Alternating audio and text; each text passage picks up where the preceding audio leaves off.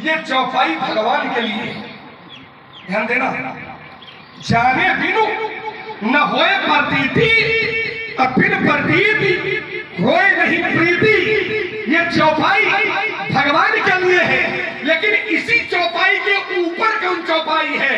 क्या इस पर भी आपकी टिप्पणी आएगी? इस चौपाई के ऊपर कौन सी चौपाई है? इस चौपाई के ऊपर भी कोई होगी? राम कृपा बिन ऐसा तो है कि केवल यही बात चौपाई लिखी है, जाने बिनु न होए प्रतीति और बिन प्रतीति होए नहीं प्रीति। इसके ऊपर है मानने वाली है, क्योंकि मानोगे तो तुम्हें जानकारी होगी, जानकारी इसका एक पूरा क्रम है। तो क्रम की बीच वाली महाराज जी ने चौपाई पकड़ी और ऐसा ब्रह्मास्त्र चला दिया, बोला लक्ष्मण यहाँ खराशाई हो गई। इसके ऊपर जब ध्यान जाएगा इस चौपाई के ऊपर, तो इस चौपाई के ऊपर भगवान को मानो, फिर जानो, फिर विश्वास करो, फिर श्रद्धा करो। ये चौपाइयों का क्रम है जहां की आपने पंक्ति पढ़ी है, और उसके ऊपर की चौपाई है तुम्हारी कृपा तुम्हें रघुनंदन और जानिए भगत भगत उर चंदन। यदि आपकी कृपा मिल जाए, किसकी कृपा? इनकी कृपा यदि मिल जाए तो व्यक्ति हृदय तक की बात जान जाता है। तो प्रश्न बना कि ये जो कृपा है, ये कृपा कैसे मिलेगी? तो आचार्यों ने फिर कहा कि कृपा करने का या कृपा मिलने का केवल एक साधन है। क्या साधन है? का मन क्रम वचन छाड़ी चतुराई और भजत कृपा करी है। मन क्रम वाणी, इनकी चतुराई का त्याग करोगे, और जब इनकी चतुराई का त्याग करोगे तो ईश्वर की कृपा होगी, और जब ईश्वर की कृपा होगी तो तुम्हें जानकारी होगी, जब तुम्हें जानकारी होगी तो तुम्हें विश्वास होगा, और जब तुम्हें विश्वास होगा तो तुम्हें भक्ति होगी। ये है पूरा क्रम। क्योंकि भगवान को अगर महिमा की बात करोगे तो महिमा के लिए तो आचार्य कहते हैं वेद न पावई पार। वेद भी उसकी महिमा को गा नहीं पाते। आचार्य कहते जग पेखन तुम देखन हारे, विधि हरि शंभु न जामन हारे, देव न जानत मर्म तुम्हारा, वो और काहू को जाननी हारा। बस केवल उनके प्रति श्रद्धा रखो। ज्यादा जानोगे तो भटकते ही रह जाओगे, ज्यादा जानोगे भाई ज्ञान है, वो तो ज्ञान है। ईश्वर ज्ञान का साक्षात विग्रह है, ज्ञान अखंड धर्मवान विग्रह, वो ज्ञान का साक्षात विग्रह है। तो ज्ञान की कोई था आज तक लेने वाला पैदा, चाहे वेद हो, चाहे पुराण हो, चाहे तुम हो, चाहे हम हो, को हुए। जो व्यक्ति जीवन में धरती पर अवतार लेता है, पैदा होता है, और जहां से पैदा होता है वहीं से माता सिखाना शुरू करती है। आप बता भी रहे थे, माता बच्चे की प्रथम पाठशाला की पहली गुरु होती है, वहीं से सिखाना शुरू करती है, और व्यक्ति जीवन भर सीखता है। महात्मा लोग जीवन भर सीखते हैं, वो अंत समय आ जाता है, लेकिन फिर भी कुछ ऐसा रह जाता है वो जिंदगी में कभी सीख नहीं पाते हैं। क्योंकि ज्ञान की थाह लेना, ज्ञान तक पहुंच बना लेना, ये सबके बस का खेल नहीं होता है। इसलिए इस पर विचार करिए। एक अंतिम बिंदु आपका अपनत्व पर था कि जिस अपनत्व का नाम ममता के रूप में दे रहे हो लक्ष्मण, वो ठीक नहीं है। हे विप्र देवता, आप विचार करें थोड़ा। अपनापन ये बुराई है, इसमें कोई दो राय नहीं है। अपनापन अपनत्व ये विकार है, इसमें कोई दो राय नहीं है। लेकिन यही अपनापन, यही अपनत्व अगर भगवान से हो जाए तो क्या बुराई बनेगी? फिर वहीं पर खड़ा भाई आपने कहा, और व्याकरण का सुंदर उद्बोधन दे रहे थे कि लोग बैठे कि ये ता जो प्रत्यय है ये आसक्ति की ओर जाता है। तो तभी मैंने कहा था कि आसक्ति की ओर जाएगा, लेकिन संसार की ओर जब करोगे तो आसक्ति की ओर जाएगा, लेकिन यही कार्य ईश्वर के प्रति करोगे तो आसक्ति की ओर नहीं, फिर वो भक्ति की ओर जाएगा। अपनापन संसार से करोगे, ये घर मेरा है, ये जमीन मेरी है, ये बच्चे में अब है ही रहा, इन्हीं महलों में, और हम सब आपकी सेवा करेंगे। नाथ सकल संपदा तुम्हारी, मैं सेवक समेत सुत नारी। अपनापन वहां पर भी है, लेकिन ये अपनापन बुराई के अर्थों में नहीं जाएगा। बुराई अपने जैसे अभिमान है, अभिमान तो ये बुराई है, ये विकार है। और अभिमान का विनाश ईश्वर स्वयं करते हैं, अभिमान का विनाश भगवान स्वयं करते हैं। ये बुराई का प्रतीक है, लेकिन ये बुराई का प्रतीक सब जगह नहीं है। अभिमान अपने ऊपर करो, अपने परिवार पर करो, अपने पैसे पर करो, अपने वैभव पर करो, तो ये अभिमान, यहाँ अभिमान करना ये तुम्हारी बुराई बनेगी। लेकिन अस अभिमान जाहि जन भोरे, कि मैं सेवक रघुपति पति मोरे। अगर ऐसा अभिमान है तो ऐसा अभिमान विप्र देवता यहाँ बुराई के योग्य नहीं है। आपने कहा श्रद्धा पर मेरी बात आई थी। हमने कहा श्रद्धा के 3 प्रकार होते हैं, वस्तुपरक, व्यक्तिपरक और ईश्वर परक। आपने कहा माता पिता से श्रद्धा होती है तो क्या श्रद्धा न करो? हमने ये नहीं कहा था न करो, हमने ये नहीं कहा था श्रद्धा न करो, श्रद्धा करो। लेकिन इस श्रद्धा का कभी न कभी खंडन होगा। ये श्रद्धा मेरी कभी कभी टूटेगी, क्योंकि माता से श्रद्धा हम करते हैं, सभी लोग करते हैं, लेकिन इस श्रद्धा का भी कभी न कभी खंडन होगा। तो श्रद्धा वह करो जो अखंड हो। समझिए, हम ये नहीं करें कि लोग न करें, करें, लेकिन श्रद्धा वहां करो जहां पर श्रद्धा का कभी विनाश न हो। और वो श्रद्धा केवल ईश्वर के प्रति ही होगी। जब ईश्वर के प्रति श्रद्धा करोगे तो इस श्रद्धा का कभी विनाश होने वाला नहीं है। आपकी भी श्रद्धा है, लेकिन वो धनुष के प्रति है। आपकी भी जो श्रद्धा है वो धनुष के प्रति है। आपका जो अपनत्वपन है वो धनुष के प्रति, शंकर जी के प्रति है। इसीलिए देखो, आपने कहा मैं ये थोड़ी कह रहा हूं कि धनुष मेरा, मैं ये कह रहा हूं कि धनुष शंकर जी का है। महाराज जी कह रहे हैं मैं ये नहीं कह रहा हूं कि धनुष मेरा, मैं ये कह रहा हूं कि धनुष शंकर जी का है। अब थोड़ा विचार करो, वही शंकर जी का धनुष है, धनुष शंकर जी का है। अपराध उसने शंकर जी का किया है और शत्रु आपका है। आपने मेरे भैया से कहा था कि सुनो राम जय शिव धनु तोरा, तो साहस बाहु सम सो रिपु मोरा। मोरा, ये मोरा, मोरा मतलब क्या लग रहा है? अपनत्वपन है कहीं ना कहीं से, अपनत्वपन। मोरा शब्द ये बता रहा, क्योंकि मोरा शब्द ही विकार की ओर जाता है। मैं और मोर तोड़ दे माया, बस कीने से जीव निकाया। तो ये मोरा शब्द कहाँ की ओर संकेत कर रहा है? मैं अपनी वाणी पर विराम लगाता हूँ, आपके चंद्र की प्रतीक्षा करता हूँ। और मोरा शब्द अपनत्व की ओर संकेत कर रहा है। यहाँ पर सहस भाव संशोरित मोरा, या मोरा शब्द विरोध को ध्वनित कर रहा है कि सहस भाव संशोरित मोरा। धनुष तोड़ने वाला मेरा शत्रु है, तो यहाँ अपनत्व है या विरोध है? भाई हमारे गुरुदेव भगवान शंकर के धनुष को तोड़ने वाला मेरा शत्रु है, तो यहाँ उससे अपनापन है या विरोध है? क्या है? शंकर जी के धनुष को जिसने तोड़ा है वो मेरा शत्रु है, तो यहाँ अपनत्व किस रूप में है? शत्रुता के रूप में है, प्रेम के रूप में नहीं है। मेरा शत्रु है, मेरा विरोधी है, हमारे युद्ध का पात्र है। ये है सहस्बाहु संशोरित मोरा। सो बिलगाव बिहाई समाजा, और न तुम्हारे जई है सब राजा। दो बातें आप एक जैसी कर रहे हैं और दोनों में विरोधाभास है। हमने कहा कि माता पिता से श्रद्धा न हो, तो लक्ष्मण ने कहा हम ये थोड़ी कह रहे हैं कि श्रद्धा न करो, लेकिन हम ये कह रहे हैं कि वो करो जो अखंड हो। दोनों बातें आप एक साथ कैसे कह सकते हैं? दुई की हो एक संग भुआलू, क्या दोनों बातें एक साथ हो सकती हैं? या तो ये कहो कि माता पिता से श्रद्धा न करो क्योंकि वो श्रद्धा खंड है, ये आप अगर कह दोगे तो धर्म का विरोध कर रहे हो खड़े होकर के धर्म मंच पर।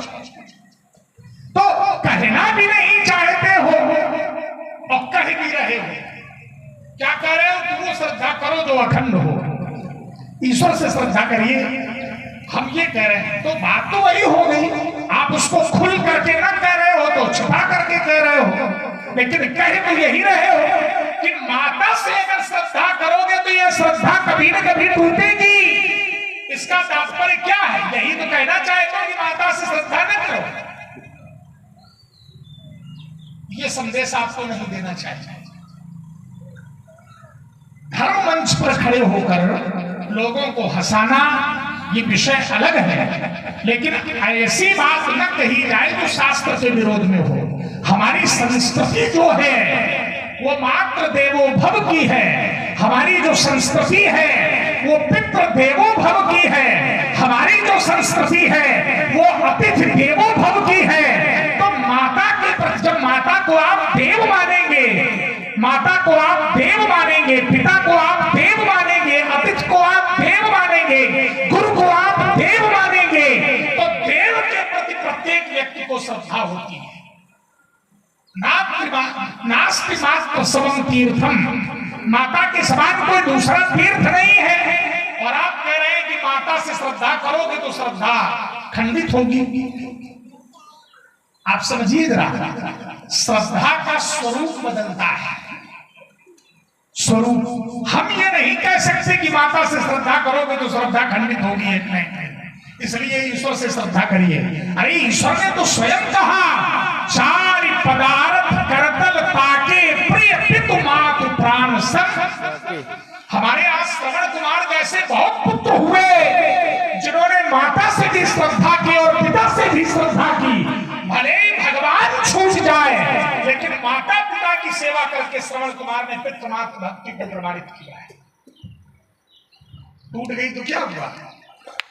वध हो गया, माता पिता, श्रवण कुमार का वध हुआ, माता पिता समाप्त हो गए तो क्या हुआ?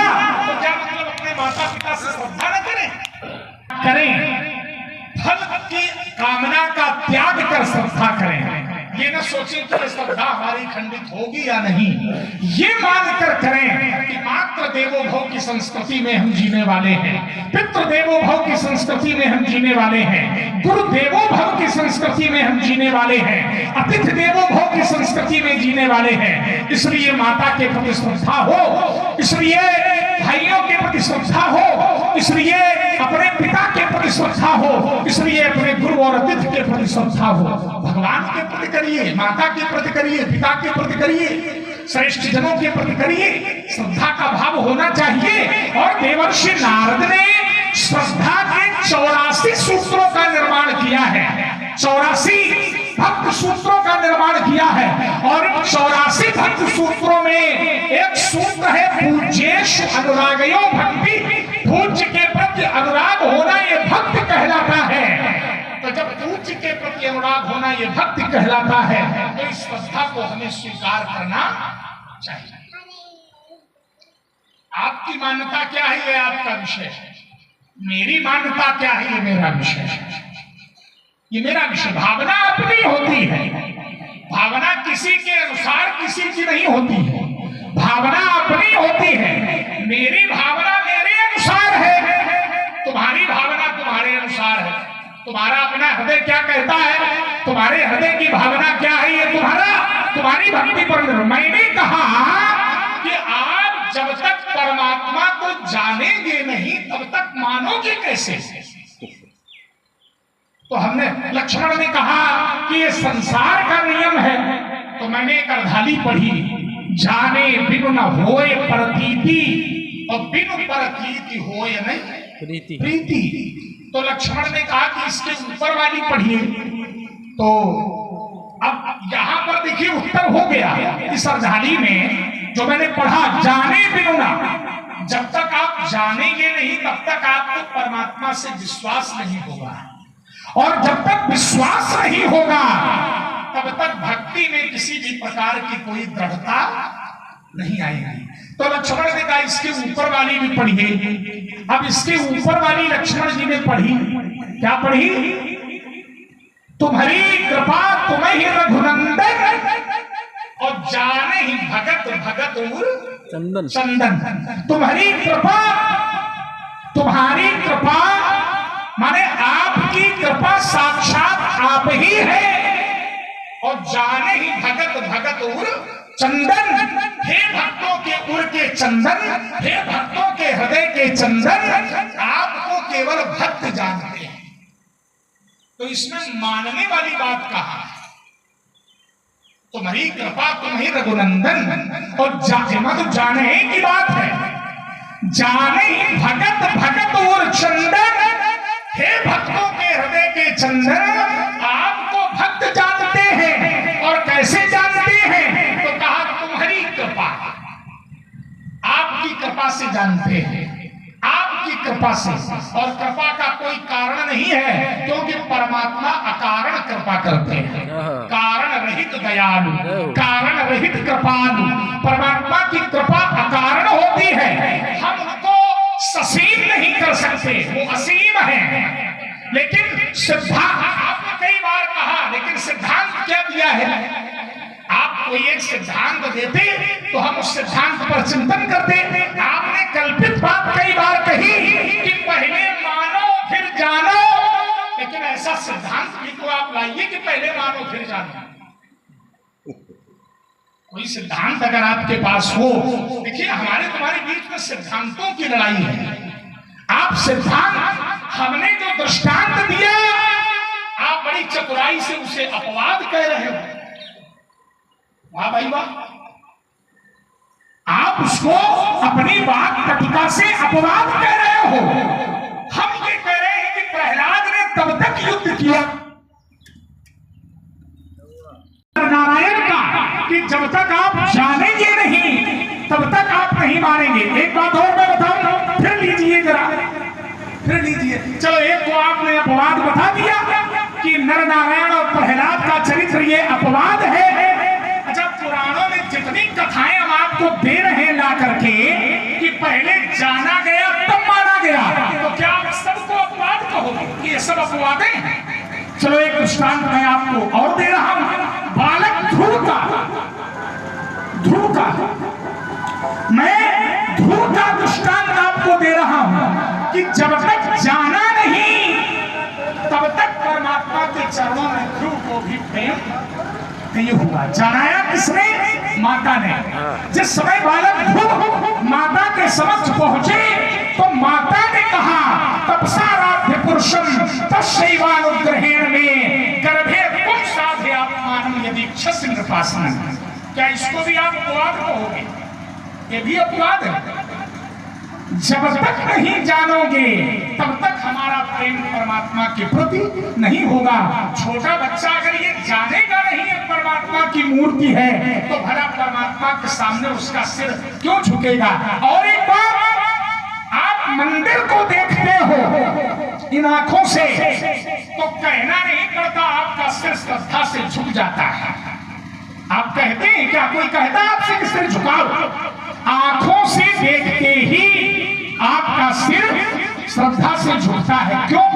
क्योंकि आंखों से देखकर आप जान लेते हैं कि ये परमात्मा है, ये भगवान है। ये ज्ञानेंद्रिय है। आंख क्या है? ज्ञानेंद्रिय है।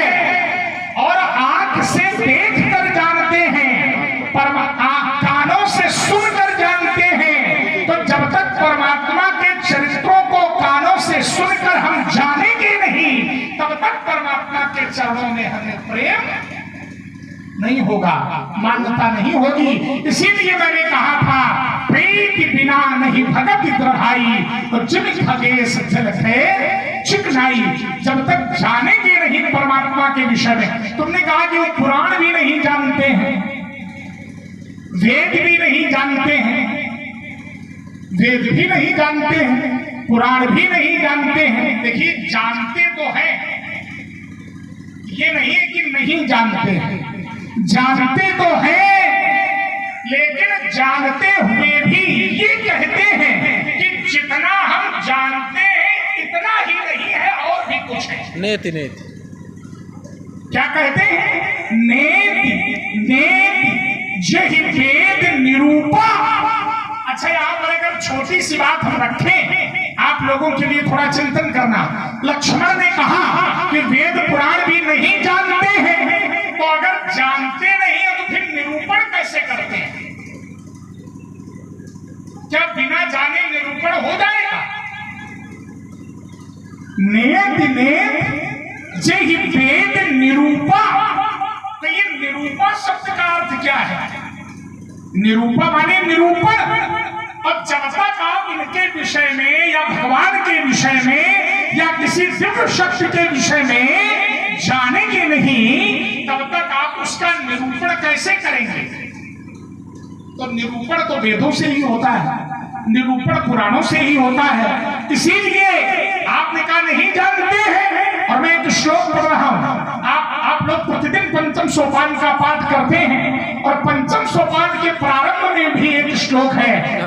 क्या है? शांतम शाश्वतम प्रमेय मनघम निर्वाण शांति प्रदम ब्रह्मा शंभु फणीन्द्र सेव्य मनिषम। वेदांत वेद्यम भी क्या है? वेदांत वेद्यम। एक शब्द पर चोट कर रहा हूं जरा, और अपेक्षा करता हूं कि लक्ष्मण इस शब्द पर ध्यान दे। वेदांत वेद्यम। वेद्यम माने कठिन है थोड़ा सा, लेकिन उसको समझना पड़ेगा। वेद्यम, वेदांत वेद्यम। वेद्यम माने होता है जानने योग्य, और वेदांत माने वेदों का जो अंतिम भाग है, जिन्हें उपनिषद कहते हैं। वेदांत वेद्यम विभुम, तो वो जानने योग्य है। कैसे? वेदांत के द्वारा। वेदांत वेद्यम विभुम रामाख्यम जगदीश्वरम सुरगुरुम माया मनुष्यम हरिम। है ना? आप पढ़ते हो और नित्य प्रति पढ़ते हो, तो सब कुछ यहीं से है। तो आप उसको अपवाद न कहें। ये नर नारायण और प्रहलाद का चरित्र अगर अपवाद है, तो क्या ध्रुव का चरित्र भी अपवाद है? जब जाना, अजामिल ने नाम की महिमा को जब जाना, तब घर छोड़ा और हरिद्वार पहुंचा, परमात्मा के प्रति उसे प्रेम हो गया। क्या ये भी अपवाद है? प्रहलाद अपवाद चरित्र है, ध्रुव का चरित्र अपवाद है, अजामिल का चरित्र अपवाद है। तो क्या सब ये अपवाद है? नहीं, मान्यता यही है कि जब तक हमें परमात्मा के प्रभाव का ज्ञान नहीं होगा, जब तक परमात्मा के स्वरूप का ज्ञान नहीं होगा, तब तक हमारा प्रेम उसके प्रति होने वाला नहीं है। इसीलिए साकार उपासकों की संख्या संसार में अधिक है, और निराकार उपासकों की संख्या संसार में कम है। इसीलिए कम है। निर्गुण का ध्यान करने वाले लोग कम हैं, लेकिन सगुण का ध्यान करने वाले, निर्गुण का ध्यान आप किस रूप में करोगे? उसका कोई रूप ही नहीं है। लेकिन जो सगुण है उसका रूप है। जब तक हम उसको देखकर जानते नहीं हैं, तब तक उसके प्रति हमारा प्रेम नहीं होता है। इसीलिए माता बताती है कि ये परमात्मा है, वो चाहे संसार के लिए हो और चाहे ईश्वर के लिए हो। तब मैंने प्रमाण दिया था, जाने वरुण होए प्रतीति, और बिनु प्रतीति होए नहीं प्रीति। है ना? रही बात मर्म की, मर्म एक अर्धाली आपने चलते चलते पढ़ी कि तेऊ न जाने मर्म तुम्हारा, तेऊ न जाने मर्म तुम्हारा, और तुम्हें को जानन हारा। तेऊ न जाने, वो भी नहीं जानते हैं। क्या नहीं जानते हैं? मर्म तुम्हारा, आपके मर्म को नहीं जानते। हमने मर्म की बात नहीं की, हमने परमात्मा के स्वरूप की बात की, मैंने परमात्मा के गुण की बात की, मैंने परमात्मा के ऐश्वर्य की बात की, मैंने परमात्मा की महिमा की बात की। और जब तक हमें महिमा का ज्ञान नहीं होगा, तब तक हमारा प्रेम उसके प्रति नहीं होगा। इस बात पर विचार करिए, और बाकी अपनी अपनी भावना है, अपनी मान्यता है। और हमारी जी आपने अगर सुनी होती मेरी बात, तो मुझे लगता आप आरोप न लगाते, क्योंकि हम इतनी हल्की बुद्धि के नहीं है कि अपने मुंह से अपनी बात काट ले। ऐसी बुद्धि तो नहीं, भगवान शंकर ने दे दिया है थोड़ा बहुत, ज्यादा तो नहीं है, लेकिन इतना तो दे ही दिया है कि इतने विवेक से अपनी बात कहें कि अपने मुंह से अपनी बात न काटे। मैंने एक बात कही थी, आपने शायद ध्यान नहीं दिया, और अगर नहीं दिया तो कोई बात नहीं, इस बात दें और आरोप लगाएं, ये तुम्हारा चरित्र है, अधिकार है, ठीक है, लेकिन हमारी बात को समझ कर आरोप लगाएं। मैंने क्या कहा था? मैंने कहा था व्यवहार बदलता है लेकिन स्वाभाविक गुण नहीं। व्यवहार बदलता है, स्वाभाविक गुण नहीं। चंदन से जो अग्नि प्रकट होती है, इसमें व्यवहार है, ये चंदन का गुण नहीं है अग्नि प्रकट करना। चंदन का गुण है शीतलता, लेकिन अगर कोई व्यवहार करता है रगड़ने का, संघर्षण का, तो चंदन से अग्नि प्रकट होती है। तो क्या अग्नि प्रकट करना ये चंदन का स्वाभाविक गुण है? स्वाभाविक गुण नहीं है। आपने, हमें लगता है कि आप तो मेरी बात को सुना नहीं अच्छे ढंग से, इसलिए आपने आरोप लगा दिया, या समझा नहीं, या सुनकर समझकर भी उसको आपने आरोप के रूप में प्रस्तुत कर दिया। आप चिंतन करिए, जैसे जल है, जल का गुण क्या है? आप कितना भी उसको स्थिर करके रखिए, तो स्थिर करके रखना ये व्यवहार हो सकता है। आप किसी पात्र में ले लीजिए तो उसी पात्र के आकार का वो जल हो जाता है, लेकिन उसका गुण क्या है? द्रव, बहना, वो जहां भी होगा वो बहेगा। तो व्यवहार में परिवर्तन है लेकिन स्वाभाविक गुण में परिवर्तन नहीं है। व्यवहार में परिवर्तन हो सकता है। आप मिर्च को घृत में डाल दीजिए तो मिर्च की कड़वाहट छूट सकती है, लेकिन उसका स्वाभाविक गुण क्या है कि वो तीखी ही होती, तो तीखी है। आप उसके साथ व्यवहार बदल दीजिए तो गुणवत्ता परिवर्तित हो जाएगी, व्यवहार बदल जाएगा। तो व्यवहारिक परिवर्तन तो हो सकता है, मीठा तीखा, तीखा मीठा हो सकता है, ठंडा गरम, गरम ठंडा हो सकता है व्यवहार करने पर, लेकिन फिर भी उसका जो प्राकृतिक स्वभाव है वो परिवर्तित होने वाला नहीं। हाँ, परमात्मा की कृपा अगर हो जाए तो ये संभव है। तो मैंने 2 अर्धालियां पढ़ी थी, है ना? गरुण सुमेरु रेणु सब ताही, और राम कृपा कर छिपवा चेतन कहा जो जड़ करई, जड़ई करई चैतन्य अस समर्थ प्रभुनायक ही भजे ही जीव थे धन्य। तो गुणवत्ता का परिवर्तन, कोई कहे कि सूर्य से ऊष्मा अलग हो जाए, सूर्य से ऊर्जा अलग हो जाए, नहीं हो सकती है, ये उनका स्वाभाविक गुण है। अग्नि से ऊष्मा अलग हो जाए, नहीं हो सकती, ये स्वाभाविक गुण है। जल से शीतलता अलग हो जाए, स्वाभाविक गुण है, नहीं हो सकती है। हाँ, व्यवहार को आप बदल सकते हो, व्यवहार के आधार पर परिवर्तन हो सकता है, वो भी व्यवहार का, प्रतिक्रिया का, लेकिन स्वाभाविक गुण में परिवर्तन होने वाला होता है नहीं। जो गुण आपने अगर स्वाभाविक गुण में परिवर्तन ना होता, आपने कहा जैसे जल है, पानी है, इसका गुण द्रव है, बहना है, इसका गुण बहना है, लेकिन यही द्रव बहता हुआ पानी जब समुद्र में पहुंच जाएगा तब, या फिर भी बहेगा क्या? जब समुद्र में पहुंच जाएगा तब क्या बहेगा? परिवर्तन हो जाएगा। वैसे ही संसार के लिए मानसकार एक चौपाई लिखते हैं व्यासी, चलिए जरा। सरिता चल चल निधि महू जाई, सरिता नदी का पानी, सरिता चल जल निधि महू जाई, ओहो जीव हरि पाई। जैसे नदियों का पानी बहता है और जब वही बहता हुआ पानी समुद्र में पहुंचता है तो उसकी गुणवत्ता स्थिर हो जाती है, उसमें फिर बहने का जो गुण है वो पृथक हो जाता है, वो स्थिर हो जाता है। वैसे ही हम लोग हैं, माया में पले हुए प्राणी उसी तरह से चला करते हैं जैसे सरिता चल जल निधि महू जाई, ओहो ही चल जीव हरि। वैसे ही हम लोग संसार में चला करते हैं, जब से पैदा हुए हो जब तक मर न जाए तब तक चलते रहेंगे, कुछ न कुछ करते रहेंगे, लेकिन वैसे ही विश्राम मिल जाता है। वैसे ही परिवर्तन हो जाता है। जैसे नदी समुद्र में पहुंचने पर स्थायित्व ले लेती है, वैसे ही जब जीव ये ईश्वर के निकट पहुंच जाता है तो इसको भी स्थायित्व मिल जाता है। अपने का परिवर्तन होता नहीं है, होता है महाराज, ऐसा नहीं कि नहीं परिवर्तन होता।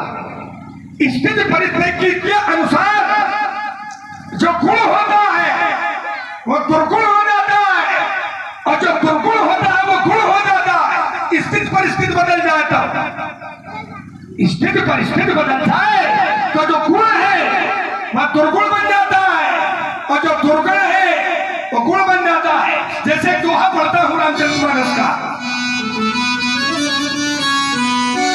गृह भेषज जल पवन पथ पाई कुजोग सुजोग,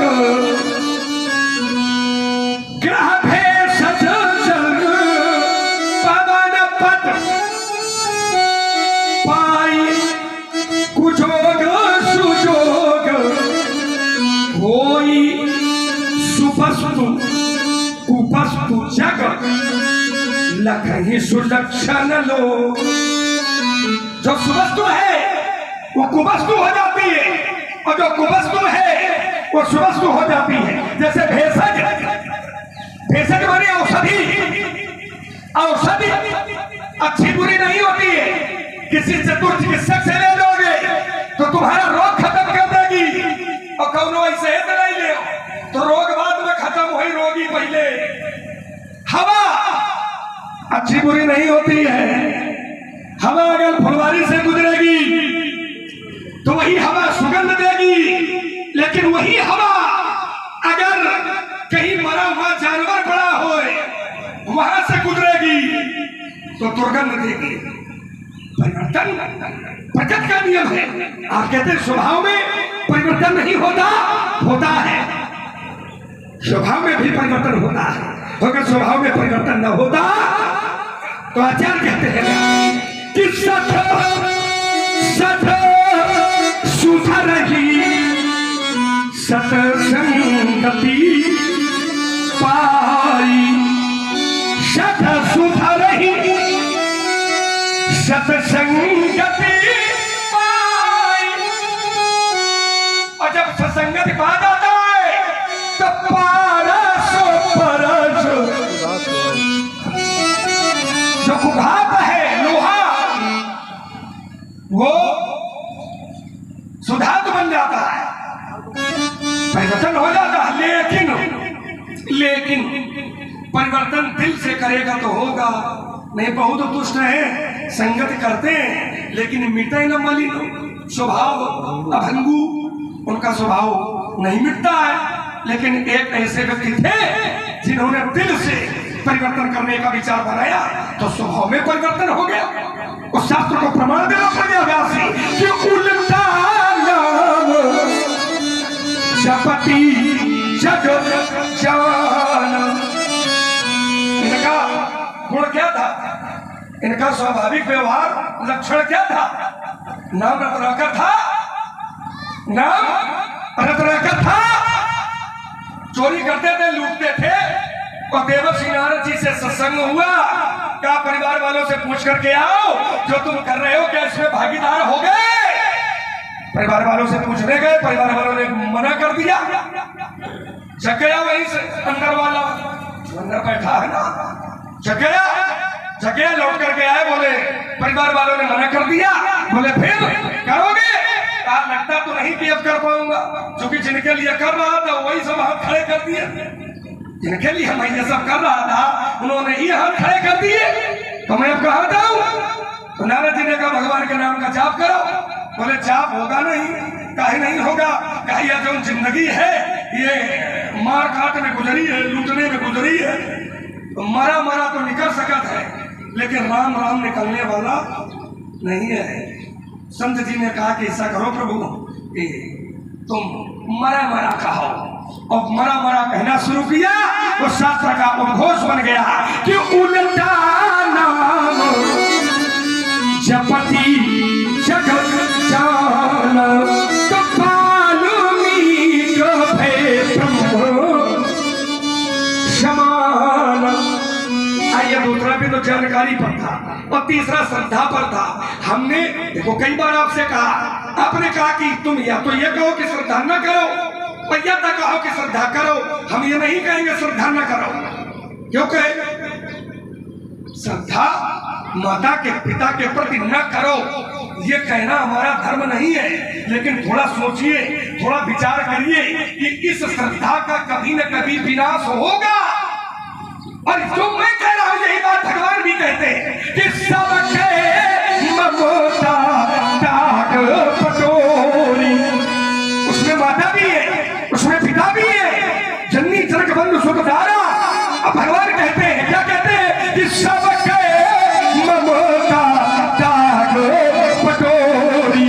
करो क्या तो कहा ममता मेरे पैरों में काहे कही जाए, माता जी ते करो यही कहते हैं। वैसे हमारी बीच में बोलने की आदत है नहीं, लेकिन एक छोटी सी बात है, केवल इतनी बात है कि यहाँ भगवान ने ममता की बात कही है, श्रद्धा की बात नहीं है। समस्या तो यही है महाराज, ममता हो श्रद्धा हो कुछ भी हो, ममता हो श्रद्धा हो, शब्द का अंतर हो सकता है, बाकी खेल वही रहता है। चलो ये तुम्हारे अनुसार है, ममता और श्रद्धा एक ही है, एक ही है, लेकिन हमारे अनुसार ममता और श्रद्धा अलग अलग है। यही अंतर है, दोनों में भेद है। भेद शब्दों में हो सकता है, शब्दों के अर्थ में हो सकता है, लेकिन इन दोनों का भाव एक ही है। भाव में कुछ भी हो सकता है, तो भाव में तो बेटा है बेटी पड़ी कर ये की भक्ति पड़ी इसीलिए कर। थोड़ी देर सुन लो, आप उसको श्रद्धा को ममता बनाकर प्रस्तुत कर रहे हैं। क्यों नहीं? भगवान ने ये नहीं कहा कि माता से श्रद्धा न करो, भगवान ने ये कहा है कि माता से ममता न करो, लेकिन भगवान ने ये कहीं नहीं कहा कि माता से श्रद्धा न करो। अच्छा श्रद्धा करो, एक तो श्रद्धा और ममता दोनों अलग अलग है, आप उनको एक में प्रस्तुत न करें। ममता न करो ये भगवान ने नहीं कहा, श्रद्धा करो ये भगवान ने कहा, ये आपका मत है। और मेरा विचार ये शब्दों में अंतर हो सकता है, उसमें दो माँ है, इसमें ता है, उसमें मात्रा है। श्रद्धा का है शब्द का तो अंतर हो सकता है, बाकी उसका भाव एक ही निकलेगा। शब्द का अंतर हो सकता है ना, लेकिन उसका भाव एक ही है और वह दूसरा नहीं है। और इसीलिए मैं आप कहते भगवान कहते हैं न करो, भगवान सीधे कहते हैं कि कुछ भी न करो और किसी के प्रति न करो। सर्वान धर्म मामेकम शरणम व्रज, सभी धर्मों का त्याग कर मामेकम शरणम व्रज, तुम मेरी शरण में आ जाओ। तो सभी धर्मों को छोड़कर में क्या क्या है, सभी धर्मों को छोड़कर जब मेरी शरण में आ जाओ तो इसमें क्या क्या है, इसमें सब कुछ है, कुछ बचा ही नहीं है। जब सर्वान धर्म, जब सभी धर्मों का त्याग कर सभी, तो सभी में माता जी हैं, पिता जी हैं, गुरु जी हैं, कोई नहीं बच रहा। इसलिए मैंने कहा था उसको आप समझिए। हम कहते हैं श्रद्धा करो, लेकिन इस श्रद्धा का मेरी एक न एक दिन विनाश होगा, इसमें कोई दो राय नहीं है। क्योंकि संसार है, इसका नाम है जग। जा माने जन्म लेना और का माने गमन करना। यहाँ एक दिन जो आया है उसको एक न एक दिन यहाँ से जाना पड़ेगा। आज हम आए, हम जाएंगे, कल हमारे पिताजी आए थे, वो भी एक न एक दिन जाएंगे, हमारी माता जी आई थी, वो भी एक न एक दिन यहाँ से जाएंगे। लेकिन जो भगवान है वो भगवान हम नहीं थे, भगवान तब भी थे, भगवान हम हैं तब भी है, और हम नहीं होंगे भगवान फिर भी होंगे। इसलिए श्रद्धा करो, लेकिन श्रद्धा का सही स्थान भगवान है, क्योंकि भगवान से करोगे तो इस श्रद्धा का कभी खंडन नहीं होगा, ये श्रद्धा कभी टूटने वाली नहीं है। इसलिए मैंने कहा था कि विचार करने की आवश्यकता है। हमारा कोई विरोध नहीं है, पर विचार करने की आवश्यकता। वही देखो माता है, माता के प्रति श्रद्धा रखो, लेकिन मान लो माता वह भगवान का विरोधी हो जाए। माता जी है, अब मान लो वही माता जी भगवान का विरोध करने लगे तो क्या करो कि फिर श्रद्धा करोगा? जरा उस संपत्ति माता जी है, पिताजी है, तो शास्त्र फिर कहता है, क्या कहता है? जरे संपत्ति सदन सुख, तो संपत्ति चल जाए, सुहद मातु पितु भाई, वो माता चल जाए, वो जरे संपत्ति सदन सुख, सारी संपत्ति जल जाए, सुहृद मात पितु भाई सभी चल जाए, सन्मुख हो न राम पद करे न कोटि सहाय। अगर वो तुम्हारी सहायता भगवान के पास जाने में नहीं करते तो चले सुसंपत्ति सदर सुख, माता पिता भाई सुहृद घर परिवार संपत्ति सब में आगी लागी जाए। क्यों भगवान के पास सहायता कर क्यों करें? क्योंकि भगवान ही इस संसार का सत्य है, बाकी संसार असत्य है। तो जहाँ असत्य है वहाँ श्रद्धा करने का कोई निमित्त नहीं बनेगा। जो सत्य है उसी पर ममता, उसी पर श्रद्धा, उसी पर आस्था करने का निमित्त बनेगा। इसीलिए तो आचार्य कहते हैं, भोले बाबा स्वयं कहते हैं, उमा कहूं मैं अनुभव सतहारी भजन जगत सब।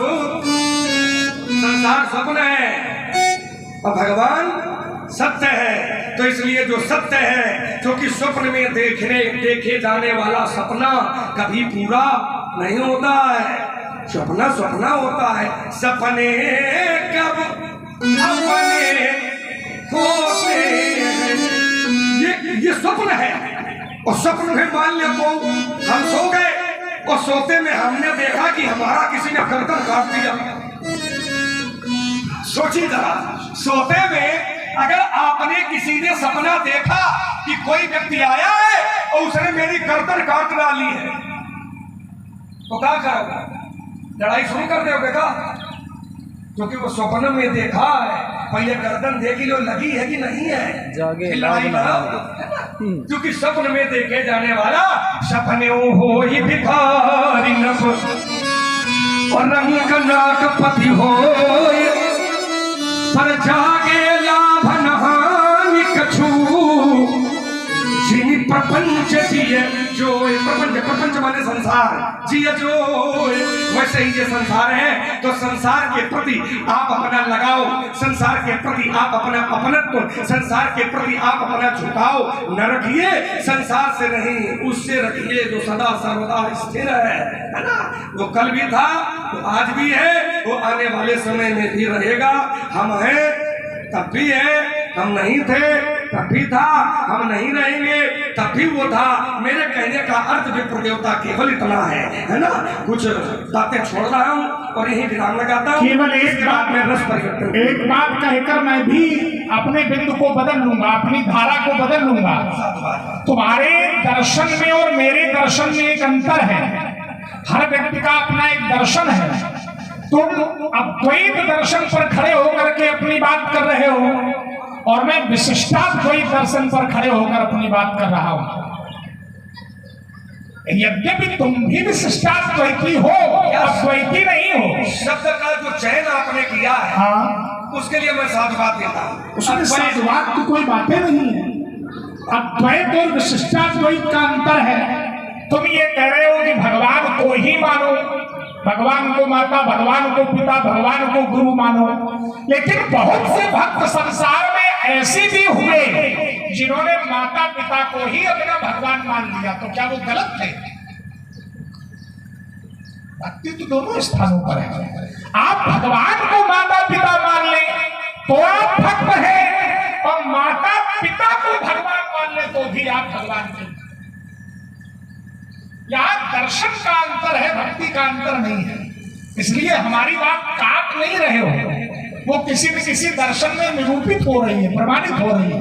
ये कोई बड़ी बात नहीं है। माता पिता को भगवान मान लेना और भगवान को माता पिता मान लेना, ये भी भगवत भक्ति है। दोनों भक्ति ही। इसीलिए मैंने कहा था कि मेरी जो संस्कृति है वो मातृ देवो भव की है, पितृ देवो भव की है, गुरु देवो भव की है। इस संस्कृति के बहुत से अनुयायी संसार में हैं। उनमें मैंने श्रवण कुमार का नाम लिया था, और एक श्रवण कुमार नहीं, बहुत श्रवण कुमार हुए जिन्होंने अपनी भक्ति से शास्त्रों को सम्मोहित किया। एक छोटा सा चिंतन हमारा भी इसी से जुड़ा। आपने कहा संसार में बहुत ऐसे बच्चे हैं जिन बच्चों ने माता पिता में भगवान का दर्शन किया, बिल्कुल किया है। लेकिन एक छोटा सा अंतर है मेरे हिसाब से, अब वो सही है या गलत है, या आपका अपनी मान्यता हो सकती है, लेकिन मेरी मान्यता में मैं सही हूँ। अच्छा, अपनी अपनी मान्यता में दोनों लोग सही होते हैं, क्योंकि अपनी रचना किसी को बुरी लगती ही नहीं है। अपना कहा हुआ वाक्य सबको अच्छा लगता है, चाहे हम हो चाहे महाराज जी हो।